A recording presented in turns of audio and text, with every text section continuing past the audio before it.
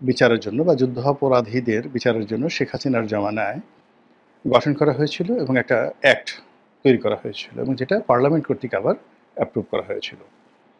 তো যেই কোর্টে শেখ হাসিনা তার রাজনৈতিক প্রতিপক্ষ জামাতকে নাস্তানাবুদ করার জন্য জামাতের শীর্ষ নেতাদের বিচার করেছিলেন এবং অনেককে ফাঁসিতে লটকিয়েছিলেন, ঠিক একই কোর্টে একই আদালতে তার বিচার হচ্ছে এবং তার যারা সহযোগী রয়েছেন একেবারে যারা শীর্ষ গত 15 বছর ধরে তাকে নানাভাবে সহযোগিতা করেছে তাদেরকেও এই আদালতে বিচার করা হচ্ছে।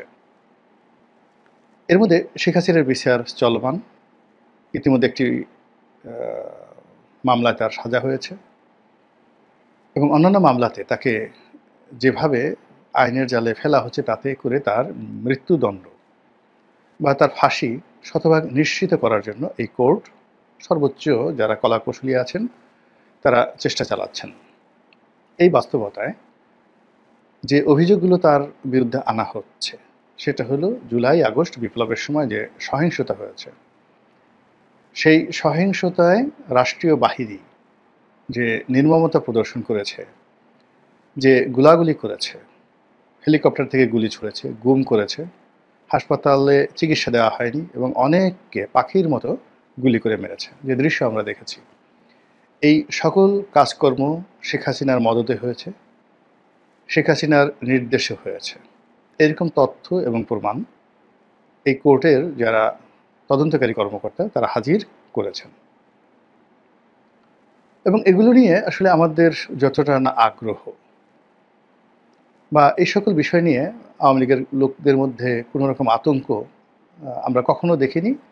আর এইগুলো নিয়ে শেখ হাসিনার ফাঁসি হবে, তাকে ফাঁসিতে লটকানো হবে, এটা একটা উত্তম কাজ হবে বা দেশে একটা বিরাট বিচার হচ্ছে, এইগুলো না যতটা আলোচিত হয় তার সাথে শত শত গুণ বেশি আলোচিত হয় আজ শেখ হাসিনা কী ভাষণ দিলেন, তারপর তিনি কার সঙ্গে টেলিফোনে কথা বললেন, তিনি বাংলাদেশে কখন টুস করে ঢুকে পড়ার চেষ্টা করলেন, তাকে নিয়ে দিল্লি কী করছে, তিনি কি সেখানে ভালো আছেন নাকি তার অসুখ বিসুখ হয়েছে, তিনি দিল্লি থেকে কি লন্ডন যাবেন না সাইপ্রাস যাবেন, তারপর ইউনূস সরকার কি তাকে ফেরত আনতে পারবে কি পারবে না, এই সব মূলত শেখ হাসিনার যে জীবন এবং তার কর্ম, তার চিন্তা এবং তার চেতনা নিয়েই আমাদের গবেষণা করতে করতে দিন চলে যাচ্ছে।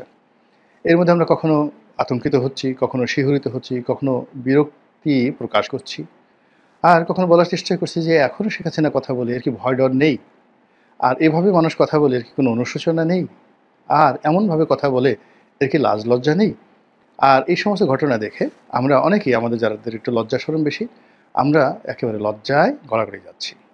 তো এরকম যখন একটা অবস্থা চলছে ঠিক সেই সময় আন্তর্জাতিক দুটো গণমাধ্যম, প্রথমে বিবিসি, এরপরে আল জাজিরা, তারা একটি রিপোর্ট ছেপেছে বা প্রকাশ করেছে। বিবিসির যেটা কেন্দ্রীয় অফিস, বিবিসি ইন্ডিয়া আছে, বিবিসি বাংলা আছে, সারা দুনিয়া আছে, তো এটা বিবিসি বাংলা বা বিবিসি ইন্ডিয়ান নয়, সেটা হলো একেবারে বিবিসি হেডকোয়ার্টার। তারা তাদের যে টেলিভিশন, রেডিওতে নয় টেলিভিশনে শেখ হাসিনার বিরুদ্ধে একটা প্রতিবেদন প্রকাশ করেছে এবং একই প্রতিবেদনটি আরও তথ্য উপাত্ত দিয়ে আরও স্ট্রং করে শেখ হাসিনাকে ভিলেন বানানোর জন্য, তাকে ফাঁসির মঞ্চে নেওয়ার জন্য ওই আল জাজিরার রিপোর্টটি তৈরি করা হয়েছে। এখন বাংলাদেশে এগুলো নিয়ে আলোচনা হচ্ছে, দেশের বাইরে আলোচনা হচ্ছে, ভেতরে আলোচনা হচ্ছে এবং সেই বিষয়গুলো নিয়ে আলোচনা করব। কিন্তু তার আগে এই আল জাজিরা বা বিবিসির যে রিপোর্ট, এই রিপোর্টটি নিয়ে সংক্ষেপে কিছু একটা বলে নিই। প্রথমত হলো এই রিপোর্টটা কারা কারা দেখেছেন একটু বুকে হাত দিয়ে আপনি একটু চিন্তা করেন। রিপোর্টের এই মাথা থেকে ও মাথা পর্যন্ত দেখেছেন আমি যাদের সাথে আলাপ করেছি, আমাদের দেশের 1% লোকও এই রিপোর্ট দেখেনি। আর যারা এরকম একটা রিপোর্ট হয়েছে, এই 1% লোক যারা হালকা পাতলা দেখেছে, এদের মধ্যে আবার 100 জনের মধ্যে মাত্র একজন লোক রিপোর্টের এই মাথা থেকে ও মাথা পর্যন্ত দেখেছে। তাহলে কি হলো, প্রতি 10,000 জনের মধ্যে একজন লোক এই বাংলায় আল জাজিরা এবং বিবিসি রিপোর্টটি এই মাথা থেকে ও মাথা পর্যন্ত দেখেছে। আর যারা দেখেছেন তারা এটা নিয়ে প্রতিক্রিয়া দেখিয়েছেন, সি করেছেন এবং শেখ হাসিনার বিরুদ্ধে মানে যাকে বলা হয় দৃষ্টান্তমূলক শাস্তির আওয়াজ তুলেছেন, এরকম একটা মিছিল হয়নি এই ঢাকা শহরে। মানে এই বিবিসি এবং আল জাজিরার রিপোর্টের পরে প্রথমত একটা মিছিল হয়নি, ফলে প্রতিবাদটিতে আগুন লাগেনি। দ্বিতীয়ত হলো, যাদের সঙ্গে একান্তে আলাপ আলোচনা করেছি তারা সবাই বলেছেন এ আর নতুন কি, শেখ হাসিনা ক্ষমতায় ছিলেন, তিনিই তো গুলির নির্দেশ দিবেন, তিনি ছাড়া গুলির নির্দেশ কে দিবেন? তারেক জিয়ার কথায় তো আর সেনাবাহিনী গুলি করবে না, জামাতের আমিরের কথায় করবে না, কিংবা ওবায়দুল কাদের সাহেবের কথায় তো আর পুলিশ গুলি করবে না। এখানে পুলিশ, আর্মি যারাই গুলি করেছে, এখানে যে বাহিনী প্রধান যারা আছেন তারা অনেক সময় সহোদ্যোগী করেন, আর সেখানে তাদের যেটা কেন্দ্রীয় কমান্ড থাকে সেই কমান্ডের মাধ্যমে অবশ্যই সেই অনুমতিটা শেখ হাসিনার কাছ থেকে এসছে, এবং শেখ হাসিনা এই কাজগুলো করছেন। এর তো গত 15 বছর ধরে আমরা জানি তিনি গুম করছেন, তিনি ক্রস ফায়ার করছেন, তিনি জঙ্গি নাটক সাজাচ্ছেন, তিনি পুরো বাংলাদেশকে স্তব্ধ করে রাখার জন্য যে গত 15 বছরে দমন এবং পীড়ন চালিয়েছেন, এটা বাংলাদেশের একটা তেলাপোকাও বুঝতে পারে এবং তারাও জানে। এবং এত কিছু জানার পরেও বিশ্ব গণমাধ্যম, আন্তর্জাতিক অঙ্গন, বিশ্বের যত সব রাষ্ট্রনায়ক, তারা শেখ হাসিনার পিছু পিছু ঘুরেছেন স্বার্থের জন্য, দাবিদারির জন্য, প্রয়োজনে অপ্রয়োজনে। আর এখন ডক্টর মোহাম্মদ ইউনূস এত বড় নোবেল লরিয়েট, সারা দুনিয়া ঘুরছেন, তারপর এই এত ভালো ভালো মানবতাবাদী কাজকর্ম করার চেষ্টা করছেন এই বাংলাদেশে, শেখ হাসিনার বিচারের চাইতে আর বড় কি হতে পারে? কিন্তু কোনো রাষ্ট্রপ্রধান তো তাকে পাত্তা দিচ্ছেন না। কোনো দেশ বাংলাদেশকে নতুন মর্যাদায় উন্নীত করছে না, যে একটা নতুন বিপ্লব হলো, গণতন্ত্র হলো, সেখানে যারা এলেন ক্ষমতায় তারা গণতন্ত্রের মানুষপুত্র, তারা বিপ্লবের বরপুত্র, এই সম্মানে অভিহিত করে বিশ্বের কোনো দেশ তো তাদেরকে ওভাবে গণ্য করছেন না। তো ফলে কি হলো, এই যে শেখ হাসিনাকে নিয়ে যে বিবিসি রিপোর্ট বা আল জাজিরা রিপোর্ট, এটা আমাদের জনমনে এটা নিয়ে কোনো যাকে বলা হয় উত্তেজনা নেই, নির্বিকার, ভাবনাহীন। তারা বরং দৈনন্দিন যে তাদের কষ্ট বেদনা, তারপর দৈনন্দিন তাদের যে ক্রোধ, এগুলো নিয়ে তারা ব্যস্ত। সমন্বয়ক নামধারী 5 জন যুবক, আওয়ামী লীগের এক সাবেক এমপি, তার বাসায় গিয়ে তার স্বামীর কাছ থেকে চাঁদা চেয়েছে এবং তাদেরকে ধরা হয়েছে, এটাই বাংলাদেশের সবচেয়ে বড় খবর। আল জাজিরার খবর, এই খবরের যে গুরুত্ব তার 1 লাখ ভাগের 1 ভাগও এই বাংলাদেশে আল জাজিরার এই শেখ হাসিনা বিরোধী যে বক্তব্য, এটি যাকে বলা হয় আলোড়ন সৃষ্টি করতে পারেনি। তার চেয়ে যে গুলশানে চাঁদাবাজ, তাকে ধরা হলো, তাকে চড় থাপ্পড় মারা হলো, পুলিশ সে মুখ দেখাতে চাচ্ছে না, পুলিশ তার চুলের মুঠি ধরে বা ঘাড় ধরে বা থুতনি ধরে তার মুখ উঁচু করে এই ক্যামেরার সামনে তুলে ধরছে, এই দৃশ্যগুলো নিয়ে আলোচনা হচ্ছে। তাদেরকে ডিম মারা হচ্ছে, কোর্টে লাঞ্ছিত করা হচ্ছে, এবং অন্যান্য যারা জুলাই যোদ্ধা রয়েছে তারা রেগে মেগে একেবারে মানে অস্থির। তো এই রাগ আল জাজিরার রিপোর্ট বা বিবিসি রিপোর্ট প্রকাশ করার পর ঢাকার রাজপথে যদি আমরা দেখতাম শেখ হাসিনার কুশপুত্তলিকা দেওয়া হচ্ছে, তার মূর্তি বানিয়ে সেখানে ডিম ছোড়া হচ্ছে, জুতো ছোড়া হচ্ছে, এটা বোঝা যেত যে এটা একটা পাবলিক রিয়াকশন। সেই পাবলিক রিয়াকশন কিন্তু হচ্ছে না। এই গেল এক পার্ট। 2 পার্ট হলো, বা দ্বিতীয় পর্ব যেটি হলো সেটি হলো এই বিবিসি রিপোর্ট এবং আল জাজিরার রিপোর্ট, এটা নিয়ে আওয়ামী লীগ কী ভাবছে বা শেখ হাসিনা কী ভাবছে।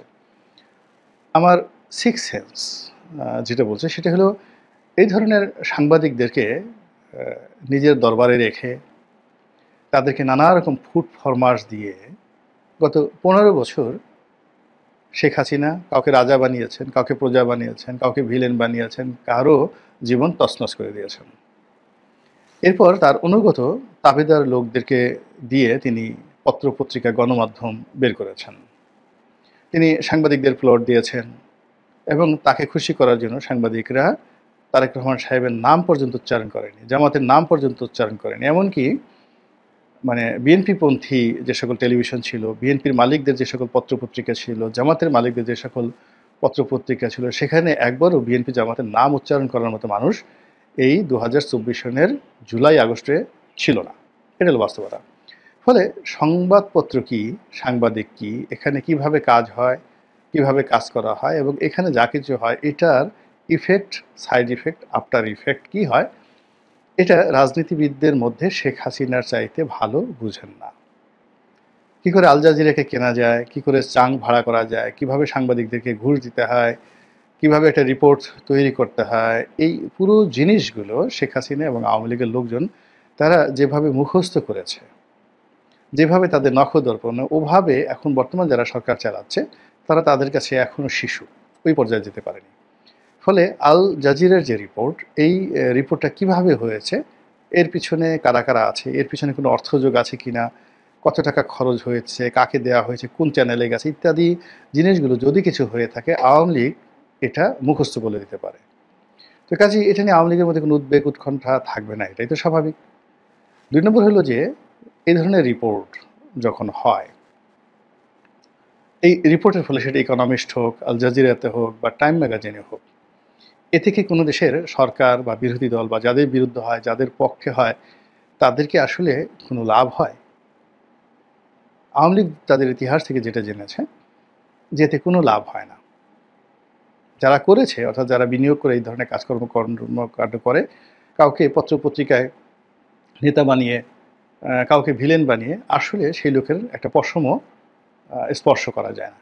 সে বরং ডে বাই ডে বেপরোয়া হয়ে পড়ে। আমরা বাংলাদেশের সবাই মিলে বদির বিরুদ্ধে, আব্দুর রহমান বদি ওরফে ইয়াবা বদির বিরুদ্ধে কত কিছু লিখলাম। আমরা সবাই মিলে সারা বাংলাদেশ গত ১৫ বছর ধরে চিৎকার করলাম সালমান রহমানের বিরুদ্ধে। তাকে বানিয়ে ফেললাম, কি বানিয়ে ফেললাম? তাকে বানিয়ে ফেললাম হলো দরবেশ।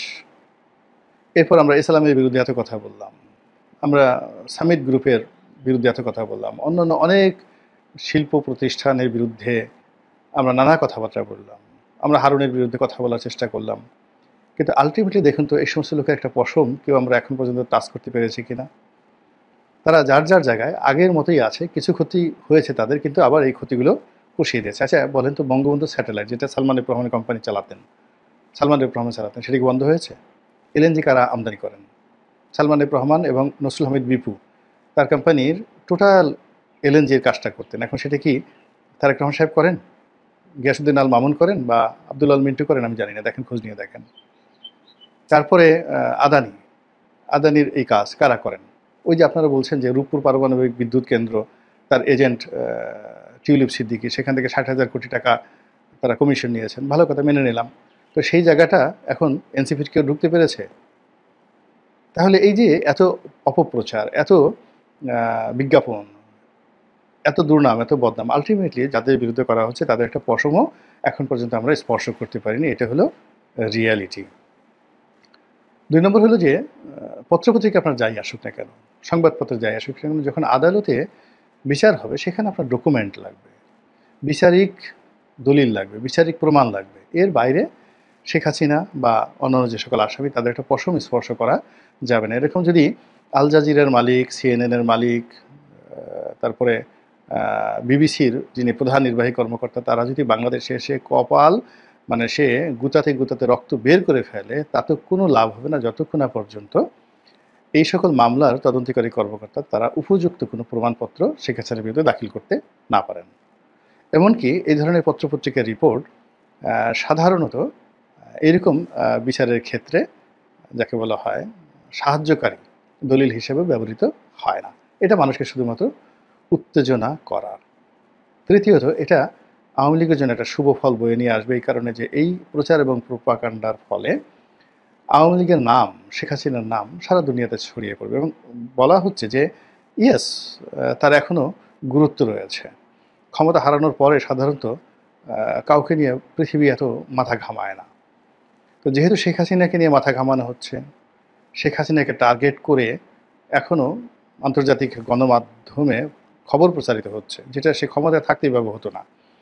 তো কাজেই আগামীতে রাজনীতিতে ক্ষমতার যে রসায়ন, সেখানে শেখ হাসিনার যথেষ্ট গুরুত্ব রয়েছে, ভূমিকা রয়েছে, এবং সেটা যদি না থাকতো তাহলে এই সময়টিতে শেখ হাসিনাকে নিয়ে এইভাবে কেউ রিপোর্ট করতো না।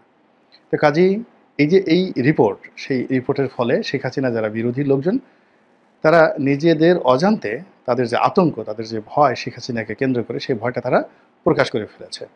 অন্যদিকে আওয়ামী লীগ এবং যারা রয়েছেন তারা এই ধরনের রিপোর্ট প্রকাশের আগে যেভাবে ভীতর সন্ত্রস্ত ছিলেন, এখন এই রিপোর্ট প্রকাশের পর তাদের সাহস অনেক অনেক বেড়ে গেছে। আমাদের দেশে দেখবেন একটা মানুষ কাপড় পরে থাকে, আপনি যে টান দিয়ে তার লুঙ্গিটা খুলে ফেলেন, তো প্রথমে সে একটু লজ্জা পাবে, তারপরে সে কিন্তু ঠিকই উলঙ্গ হয়ে ঘুরতে থাকবে।